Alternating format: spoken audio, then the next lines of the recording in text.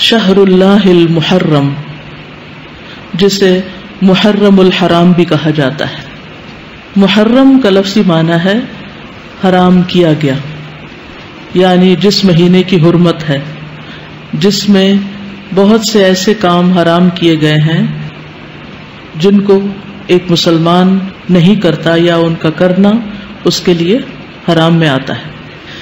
محرم کے مہینے کو شہر اللہ کہا جاتا ہے، اللہ کا مہینہ، اور اللہ کی طرف اس مہینے کی اضافت تعظیمی ہے، یعنی اس مہینے کی تعظیم کی وجہ سے اس کو اللہ کا مہینہ کہا جاتا ہے۔ اس سے اس مہینے کی امپورٹنس کا پتہ چلتا ہے۔ صحیح مسلم کی روایت میں آتا ہے، ابو ہریرہ رضی اللہ عنہ سے روایت ہے کہ رسول اللہ صلی اللہ علیہ وسلم نے فرمایا، رمضان کے بعد سب سے افضل روزے اللہ کے مہینے محرم کے ہیں۔ تو گویا اس مہینے کی بھی خاص عبادت پھر کیا ہوئی؟ روزے۔ عشر ذی الحجہ میں تو پہلے 9 دن کے روزے تھے، لیکن اس میں پورے مہینے میں سے جب بھی آپ چاہیں روزے رکھ سکتے ہیں۔ ضروری نہیں کہ پورے ہی مہینے کے روزے رکھیں جیسے رمضان میں رکھے جاتے ہیں، لیکن 10 تاریخ کا روزہ جو ہے اس کی خاص فضیلت ہے۔ محرم الحرام کی ایک اہمیت کی وجہ یہ بھی ہے کہ یہ ہجری سال کا پہلا مہینہ ہے، تو یہ مہینہ عظمت اور برکت والا ہے اور حرمت والا ہے۔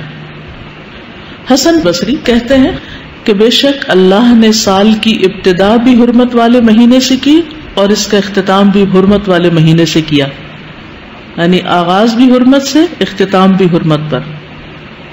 سال میں رمضان کے بعد اللہ کے ہاں محرم سے بڑھ کر عظمت والا کوئی مہینہ نہیں۔ تو اس سے کیا پتہ چلتا ہے کہ اگر کسی چیز کی ابتدا میں بھی حرمت ہے اور انتہا میں بھی، تو پھر ان دو کے بیچ میں کیا ہونا چاہیے؟ اس کا خاص خیال رکھنا چاہیے، یعنی جس کام کے آغاز میں اور جس کے اختتام پر خصوصی ہدایات دی جائیں اور اللہ سبحانہ تعالیٰ کی عبادت اور خصوصاً روزے وغیرہ کی عبادت کی طرف متوجہ کیا جائے تو سال بھر بھی پھر اس کی عادت اپنا لینی چاہیے۔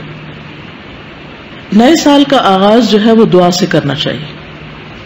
عبداللہ بن ہشام سے روایت ہے، وہ کہتے ہیں کہ جب مہینہ یا سال آتا تو رسول اللہ صلی اللہ علیہ وسلم کے صحابہ یہ دعا اس طرح سیکھتے جیسا کہ وہ قرآن سیکھتے، اللہم ادخلہ علینا بالامن والایمان والسلامت والاسلام وجوار من الشیطان ورضوان من الرحمن۔ اس کا معنی ہے، اے اللہ اس مہینے کو یا اس سال کو ہمارے اوپر امن اور ایمان، سلامتی اور اسلام کے ساتھ، شیاطین سے بچاؤ یا شیطان سے بچاؤ اور رحمان کی رضامندی کے ساتھ داخل فرما۔ محرم کا مہینہ چونکہ حرمت والا مہینہ ہے تو اس مہینے میں خاص طور پر آپس میں ایک دوسرے پر ظلم کی ممانعت ہے۔